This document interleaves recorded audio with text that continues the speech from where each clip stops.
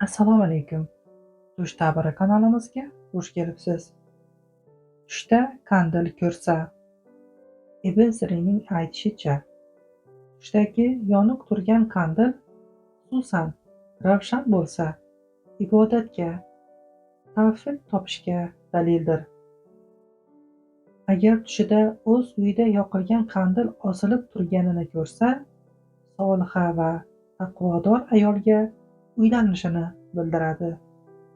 Agar bu tushni ayol kishi ko'rsa, ko'p ibodat va toat qilishiga dalildir.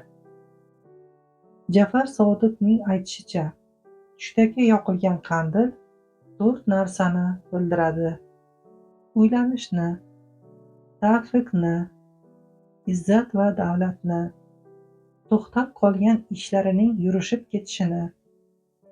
Tushdagi yoqilmagan qandil ozgina foydani bildiradi.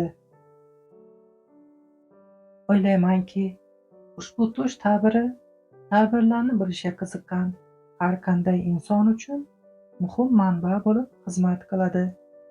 Kanalimizga obuna bo'lib, videoga like bosishni, izoh yozib qoldirishni esdan chiqarmang.